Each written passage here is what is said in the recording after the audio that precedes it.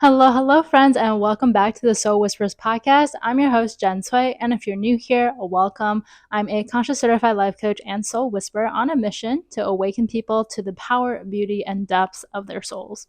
Happy New Year! How are we all feeling in 2024? Please let me know in the comments down below or on my Instagram at Jen Sui Coaching. I'd love to hear how the year has started for you and really like what you ended the year with as well. What are your intentions for this year? Do you have any specific goals? What are you really claiming for yourself? Who is it that you are stepping into in 2024? Here's the thing. I feel like nowadays it's kind of taboo to say that you have any New Year's goals or resolutions because it's like, why don't you just accept yourself the way it is, like the way that you are? I feel like there is this interesting growth that we go through as people where we're conditioned to be always like working towards something, right? We always have a goal and we need to achieve this goal in order to feel like we're good enough, in order to feel worthy, in order to feel adequate, in order to feel successful or loved.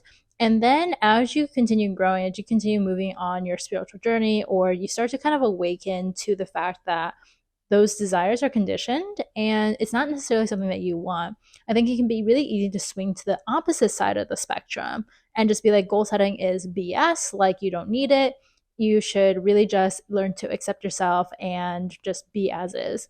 And I think that that's a really important journey too, to kind of learn the beauty of going wandering aimlessly, so to speak, kind of just being spontaneous, seeing like what is it that you're curious about, what you desire, and just going for it. And then at the same time, after you get to that point, there comes a time where you feel like you're seeking equilibrium, right? It's like neither sides really fits you anymore, and you need to find a balance, you need to find a harmony. That is where the real work starts. And I always think that when it comes to goals, it's not in order to hit the goals, right? Like the value of a goal is not to actually achieve the goal, it's to become a goal oriented person and to see what you were able to achieve within yourself, like internally. Who is it that you become? Stretching your capacity, stretching your limitations, being able to see what are you an energetic match for as you start to build towards something, right? Because that is where we can start to derive a lot of sense of purpose. While I'm not in the camp of setting hard goals, unless it's really something that inspires you, that lights you up, that brings you joy when you think about it, if it's at all tied to your worthiness, like I see this a lot with weight goals, with money goals, with relationship goals, where you're trying to change a certain status that you have, those tend to be the things that make us feel bad and feel like we're in lack energy when we don't have it. The way that I would approach a goal that I invite you into for 2024 is to really set an intention of what is like the vision of your life that you have, right? How would you really feel about yourself, about other people, about the world when you move through this world, right? When you wake up and you feel, something about your day, about how things are going to go. What is the storyline that you're telling yourself? How is it that you really feel about your life? And let that be the guiding compass for what it is that you do. Because so often it's not about what you're capable of, it's about what you're energetic match for. And this can go in two different ways, right? For example, you could really want to make like $100,000 in your business. And while you're going along this path, you're doing it in a way that really, neglects your self care. You're not taking care of yourself. You're not getting good sleep.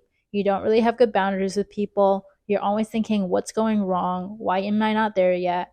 And what you actually end up achieving is either you hit this goal, but you're super burnt out and you don't actually feel that freedom and abundance because now you're full of like fear of keeping it up, or like, what if this was a fluke, right? And that's what you end up attracting. Or you don't hit your goal and you're left feeling like, why am I not there yet? Like I put in all this work, all this effort, and you're filled with all of this bitterness. Now, the energetic match, right? It's not about whether or not you're worthy of having that money. It's about what you're an energetic match for. And what you were an energetic match for at the time was scarcity, was hustle, was lack energy, was not feeling good enough, not feeling worthy enough, feeling like you always needed to do more in order to create more. And so you created this like constant pushing energy where there was never space to actually allow and to receive that money to come in, right? Or you were able to force it into being created, but you couldn't see yourself along the way.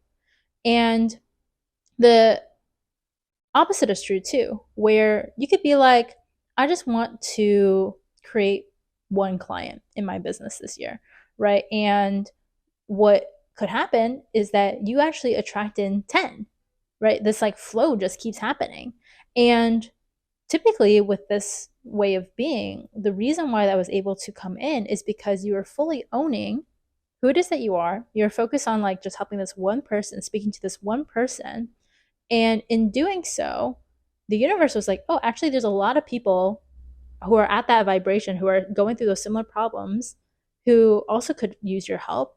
And because you're so equipped for this and you believe that this is out there, let me send you all these people, right? And then you get to choose, right? You can freak out and be like, oh my God, this is so much responsibility. I don't have anything set up, and, push people away and not actually receive it. Or you could be like, oh my gosh, this wants to come in. This is amazing. And let me increase my capacity to be able to handle this. Let me feel all the feelings. Let me be willing to take all these people on. Let me be willing to be a beginner, to make mistakes and all these things. And you allow that in. And now your baseline is elevated. So these examples actually exemplify a lot of the different laws of the universe. And if you haven't heard of the laws of the universe, I highly recommend checking it out. There's 12, some people say there's 7, but I like to go off of like the 12 universal laws that are out there. And when it comes to creating abundance in 2024, I want you to be able to do it in a way that's most aligned to you. Right. So this isn't about the specific goal, like the getting into a relationship, the healing the relationship with your family. This isn't about the end result. This isn't about the outcome. This is about the bonus results, right? The real actual winning results that happen as a result of you wanting something, as a result of you owning what it is that you really want, right? The desires that you have for yourself, and committing to being that person who can hold those things, hold the goodness of it all. And when we look at the divine laws that this operates in, it's the divine law of oneness, the divine law of attraction, of manifestation, right? The divine laws of polarity. And I'm going to break all these down for you, but I really wanted to just plant those little seeds in your mind, because when you go and create all these wonderful things for yourself this year, I want you to understand that it's not just you and your efforts that are at play.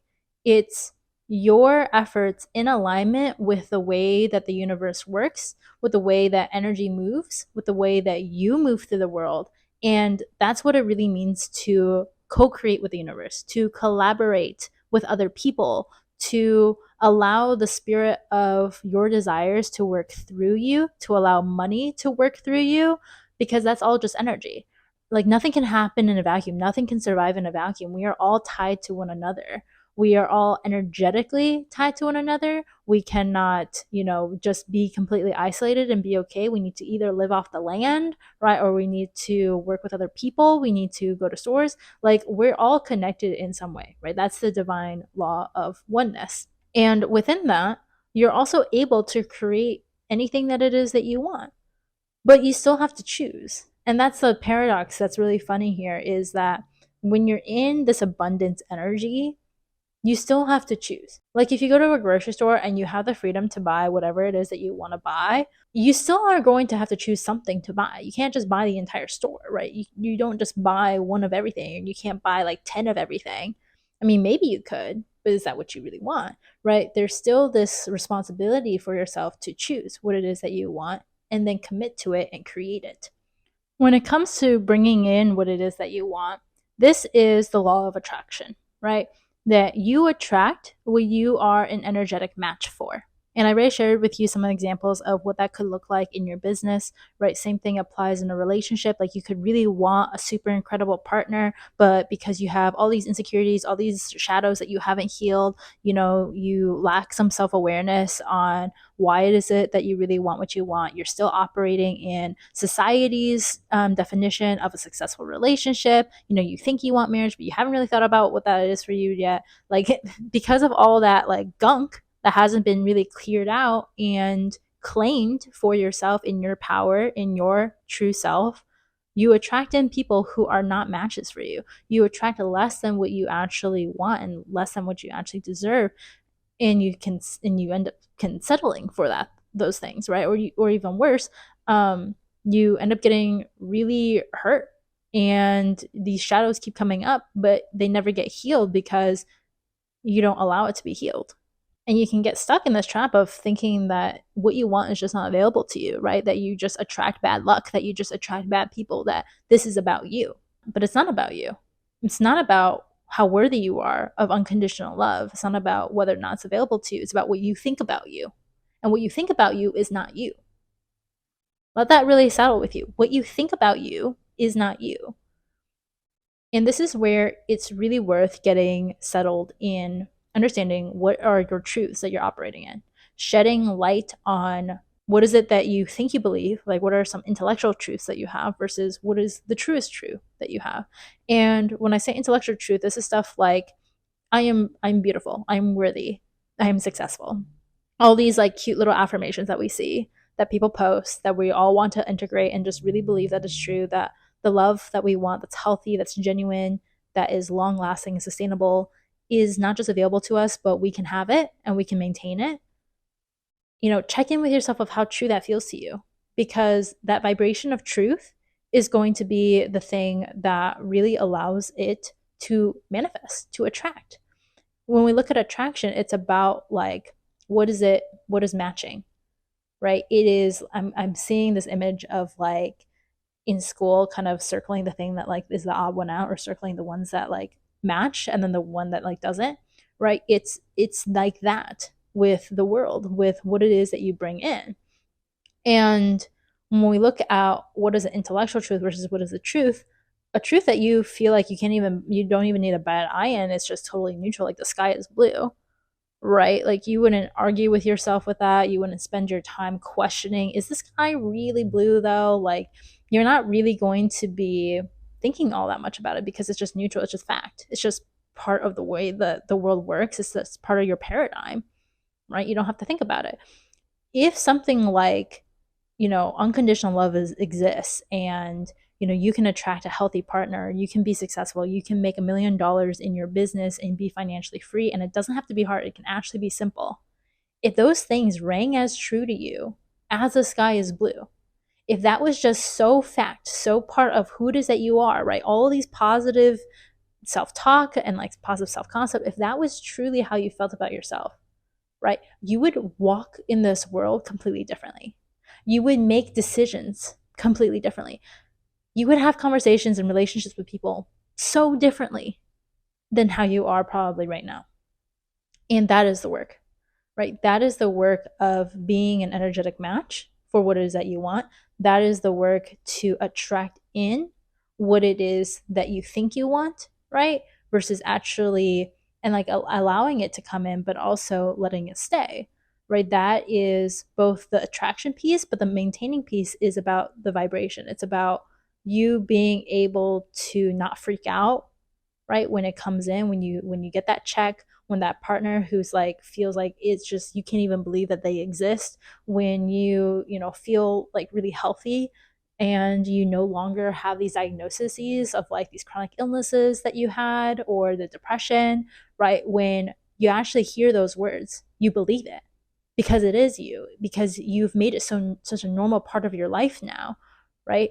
And that vibration of truth is the same as something being normal to you. And when something is normal to you, you just accept it, right? You can just allow yourself to move through it. I always use this example of people who struggle with alcohol addiction, right? People who are alcoholics. Like if you're trying not to drink alcohol, if you're trying to break an addiction, you're constantly thinking about it. You're constantly, wondering, when are you going to next be triggered, or how can you maybe bargain with it? I know, like I did the same thing with food when I had like some disordered eating habits. I would just be constantly thinking about calories and like how many can I have and how much can I not have and how much would I have to work out in order to burn that thing off, right? I was constantly thinking about food, and all I wanted was to be at peace with food, with my body. I wanted to just fully accept and love on myself. But I couldn't do that because it was so like ingrained in my mind to like think about it all the time. And the same is true for success, for love, is that if you're constantly thinking about the money that you have, the money in your bank, the money that's going in, the money that's going out, how much you're budgeting for, and the pricing for everything, and you're letting that run your life, run your program, you're essentially saying like this is taking a lot of effort, like this takes a lot of effort to maintain, to manage, and you might feel overwhelmed by it. And when you feel overwhelmed, it is like a big stop sign, because you're not going to be able to take on more than what you have.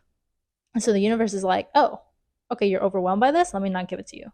You are overwhelmed by dating, by all these choices that you have, by all the decisions that you have to make around it, by what does it mean to commit, and blah blah blah blah.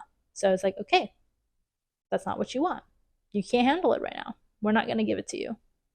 But when it's just normal for you to manage money, to manage large amounts of money, to call it in, to spend it, to use it, to invest it, to keep it, when you're just used to having love, being loved, receiving love, giving love, right? Speaking from a place of love, acting from a place of love, seeing the love that exists in the world.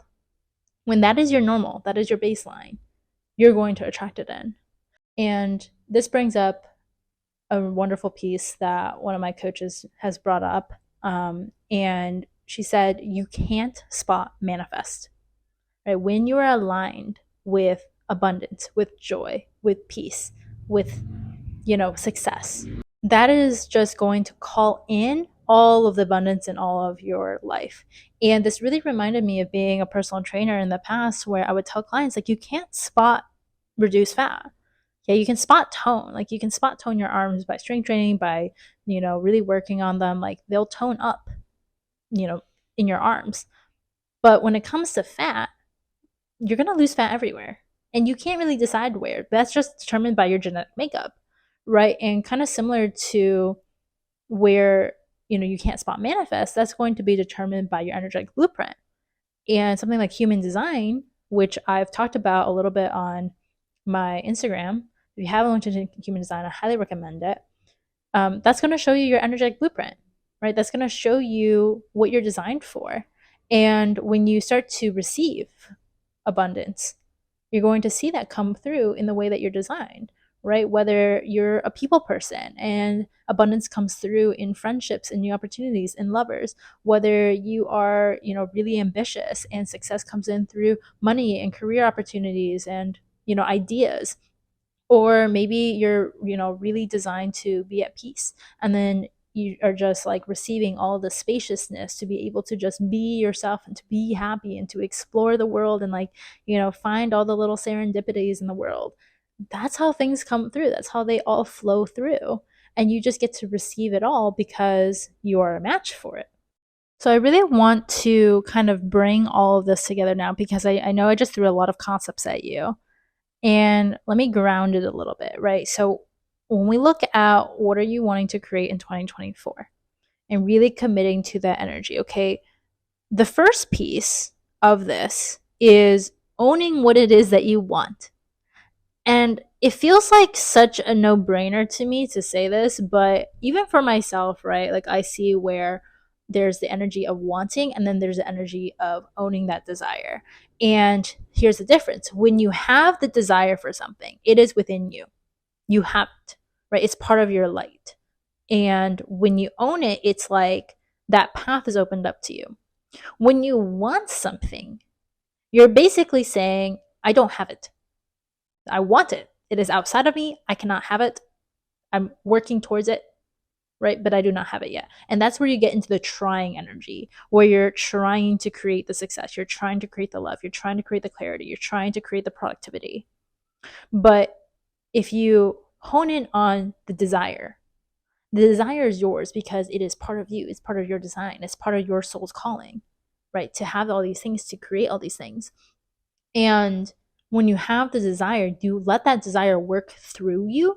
It works through your mind by giving you ideas. It works through your energy by, giving you motivation, inspiration, discipline, even, and it calls in certain people to you. It works through your voice by the things that you speak, the way that you talk about yourself, the way you talk about the desires that you have, the vision that you have, the things that you're doing to create it, to manifest it into reality, the way that you connect with other people and you speak on it to call people to maybe help you with, or clients, or whatever it is that you're trying to call in, right?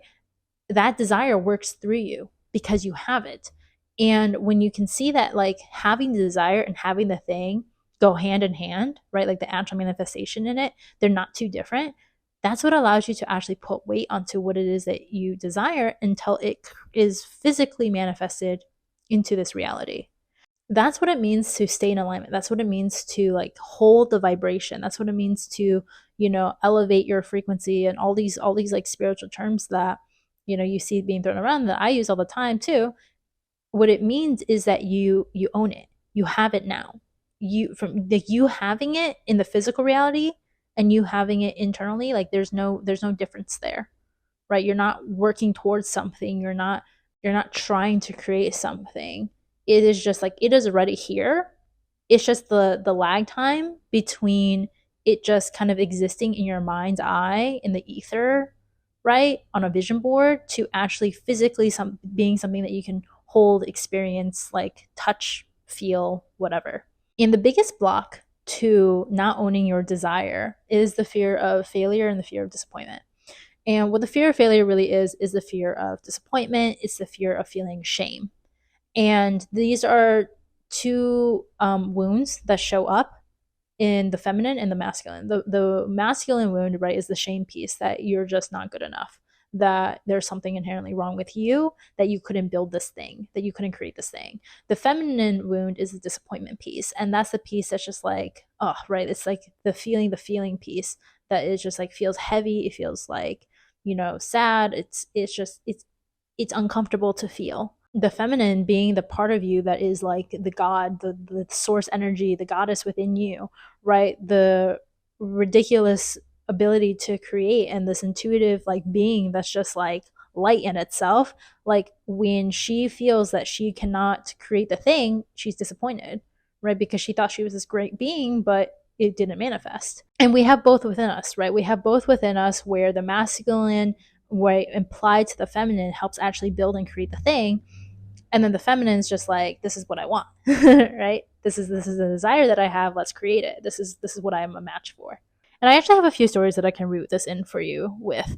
When I was a senior in high school, I was applying for colleges, right? And I had pretty good grades. I had like a 4.2 GPA. I was captain of the varsity golf team. I had some volunteer work under my belt. But overall, I didn't think it was anything special. Like, I was kind of just me. And also, the people around me felt like they were all doing similar things. Like, people were good at school, someone had a sport, like you had some extracurriculars, like big whoop, right? And when I went to go apply to schools, I applied to University of Michigan as my safety school. I applied to the University of California, Berkeley.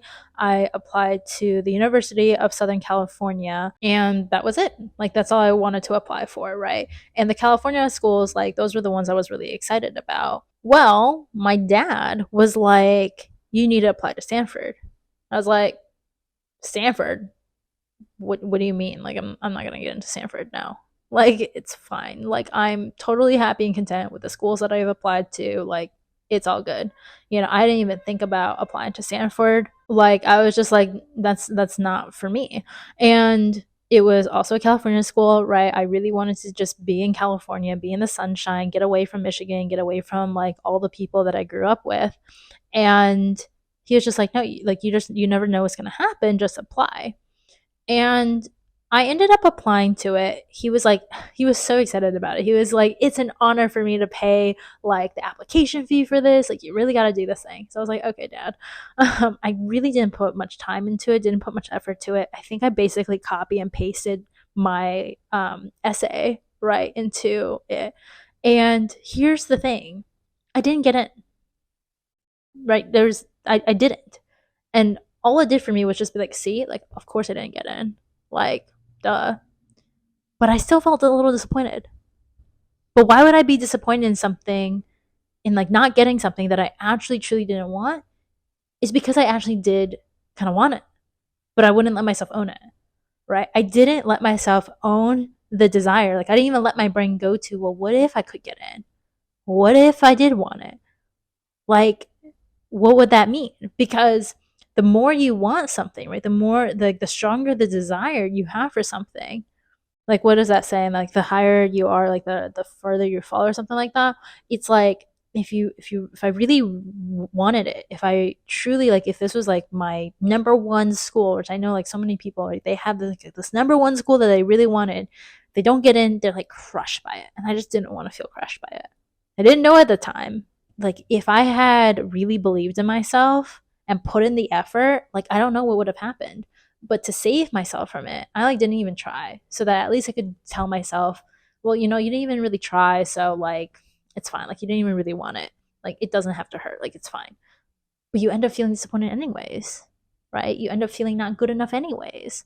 And the same things kind of apply to relationships, where I met this guy who I dated for like 8 weeks or so, and I really liked him. I was just like, wow, like, I can't kind of believe that this person exists. Like, it feels a little too perfect, right? He was vegan and spiritual. He was like a true gentleman. I was attracted to him. Like, we had great like text communication, all the things.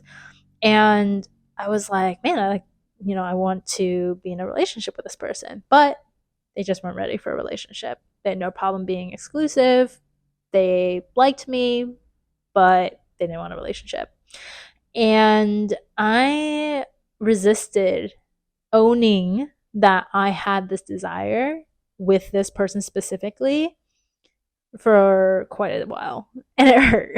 Like, it just dragged on, the hurt, it just dragged on my ability to actually like move on, of owning it, of feeling the pain, of feeling the hurt, feeling the disappointment, and then just being like, okay, let me move on now, because like those feelings have been felt. Instead, I was just like, you know what, I didn't really want it either. Like, it's fine. Like, why would I want to be in a relationship with someone who doesn't want to be in a relationship with me? Like, it's grounds enough to just completely, you know, take it off the table. Like, it's fine. It's fine. Like, I have, like, there's no problem with it. I'm good. It's whatever. It was not good. I was not good. I wanted it. And it was so hard for me to just admit it, because then it feels like, right, that I'm not good enough, that there is something like wrong with me. Like, who meets somebody that you really, really like, that you enjoy spending time with, that, you know, you feel love towards, and then are like, you know what, I'm not really ready to receive it.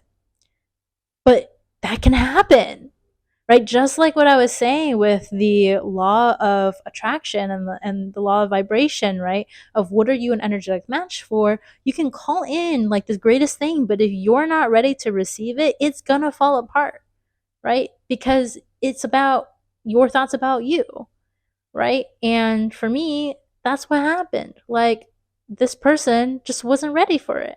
Like, what if it wasn't like I had something wrong with me? What if it wasn't about like me doing something differently, or me, you know, whatever, like showing up in a different light? What if it was actually like, I'm great, I'm in a really good place, and this person just wasn't ready to receive it? Right? That changes the whole game. That changes the whole landscape. Then it's not about me, and it's not even about them, right? It's just like, that's where they're at. That's why it's just like, wasn't a vibrational match at the time. And again, not fully owning my desire, right? Being afraid to really feel the shame, feel the disappointment, didn't allow me to go through it to get to that insight and then release it. It kept me in that resistance. It kept me stuck until I let myself just go into it, because I was like, obviously this shit isn't working like the way that I've been kind of handling it, thinking like it's whatever. Let me go into it. Let me let it be a big deal. Let me like let myself feel this pain. And like that pain, it was funny because I didn't like feel that bad about my relationship of 3.5 years that was like really serious. Like, I didn't feel that bad, you know, the week after we broke up as I did with this. It was just like, what? Why is this affecting me so much? So these are all some experiences, that kind of go to show why it's so important to own your desires. So in 2024, please, if nothing else, own the fuck out of your desires. Don't be afraid of the disappointment, the shame, because you can live through it, you can feel it, and you're going to learn something through that if that happens. But what if it goes right? And that's the next piece I want to talk about is once you own your desire, really root into the possibility energy, the maybe energy, the energy that's like, holy shit, like what if this really works out? Like how excited it would be for, like how excited you would be for it, for life, how committed you would be to maintaining it. Like really root into what are you going to be thinking about yourself, like when you wake up, right? How would you really feel? Would you be like so fulfilled by what you're doing that you're excited to get out of the bed, you feel really purposeful, you give yourself the time and space to root into yourself, to be at peace because you've developed such a healthy relationship with rest, with productivity, with yourself, that you know that you can take the time to just spend this morning rooting into your own routine, moving your body, going for a walk, drinking your matcha, petting your cats, and then you can get into work and you taking your time on things like wow, like everything just feels so in flow, so in step, like opportunities are coming in, people are coming in, money is coming in, and like that is just gets to be your life, right? Like how true does that feel? Like how true does that possibility feel? And work on integrating that, really seeing it, really feeling it, really believing in it that it's possible, and take action from that place. That is that energy of the truth that we talked about. That is the energy of the normalcy that we talked about. That is the truth of, or that's the way to call in and use the law of vibration, the law of manifestation, because now you've owned the desire, you've created the vision for it, you've anchored into it, you're practicing it. So you're essentially stating, like, this is my new normal. You stepped into it, you keep showing up from that place before it's like fully physically manifested. So you're creating the space, the structure in your life, in your business, in your health, in your relationships, so that the energy knows where to go, right? It's like kind of like if you want to collect water, well, you need to like create like the basin for it. You need to create some type of ramp for like water to flow into your barrel or whatever. That's just all you're doing. You're creating the space for this energy to flow into your vessel, into your life, and then have a space to contain it. And then your system's set up so that you're just ready to receive. When it receives, it's just part of you, right? You don't freak out. It's just part of you. And when you want to expand it, you can expand it. That is that piece. So now you've owned your desire. You've seen what it looks like. You've created the structure for it to come in. Now it's just about trusting the process, right? It's just about letting it come in, trusting that it's on its way, trusting that you're not doing anything wrong, right? Always believing that everything is working for you in divine timing. And when you operate from that place, that doesn't mean that that's the only thing you focus on either. You have all these other aspects of your life, right?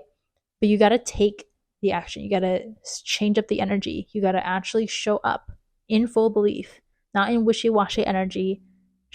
Fully show up, own the disappointment, own the failure, own the things when things don't go right, own the downs, and the pain of it all, so that you can really own the upsides and really be in that celebration energy. Now, a key part of being able to receive it all is your relationship with the feminine energy, your ability to stay in the belief and to keep showing up from that belief. And that, my friends, I'm going to dive really deep into in my 3-day free masterclass, Healing the Feminine. And this is a free masterclass for now. For all the people who register, you're going to get access to the 3 days. You're going to get the replays all for free. But once the 3-day masterclass is over, it's going to become a paid offer. So make sure you get in now when you can, if you feel called to. And in this 3-day masterclass, we're going to be talking about how you can stop feeling like you have to do it all and really let things come in, right? Really own your feminine energy and be in that divine, like receiving mode. I'm going to be talking about the wounded feminine.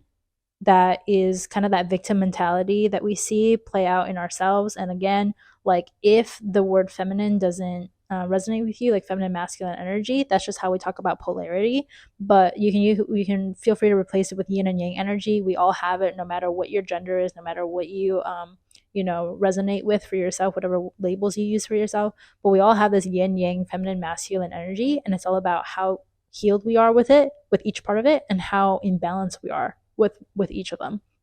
But I'm going to be talking about the wounded feminine, which is that victim mentality that kind of is like waiting for a savior. Think like old classic Disney movie princesses, right? Who isn't able to see her own self, who isn't able to see her own power, and doesn't take or can't take responsibility for herself and blames, everyone else around her, and herself included. I'm going to be talking about the distorted feminine, which is kind of what we see has been inevitably created by, this last wave of feminism, which I love very much so, very necessary.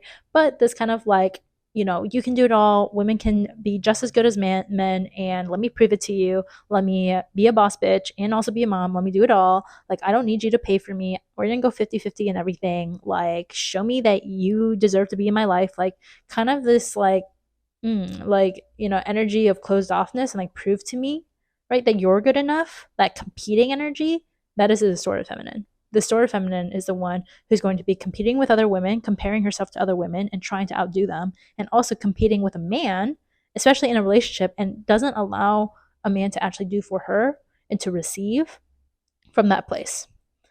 I'm going to be talking about both of those as well as the divine feminine. So, this is going to be the healed, balanced version of feminine energy that allows you to fully stand in your power and receive what is meant for you, receive what it is that you truly want, and be able to have the energetic power to call in exactly what it is that you want. So, if you want access to that, all of the information is going to be in the description box of this episode. You can also go to my website at jensui.com. That's JENCUI.com. And sign up for it there. Friends, that is everything for today's episode. Let me know how it landed for you. Feel free to DM me about this episode on my Instagram at Jensui Coaching. I would love to hear your feedback because this was kind of a different episode. I didn't have too many notes for it. I just kind of let myself go and speak on like all the things I've been chewing on, processing, and wanting to just get out into the world. And I hope it was cohesive for you. I hope that you were able to take something away from it. You might need to listen to it a few times because there's a lot of different like golden nuggets in this. When you piece it together, it's really going to change the way that you show up for yourself, the way that things start to flow into your life.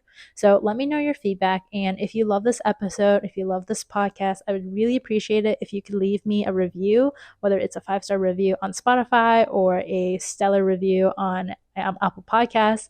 I really, really appreciate that. That helps me get this message into the world, and it just means a lot to me. So thank you so much, everyone. I hope you have a wonderful 2024. This is the year. This is the year of abundance. So I'm really excited to see how it unfolds for myself, for you, for all of us. Until next time, stay well.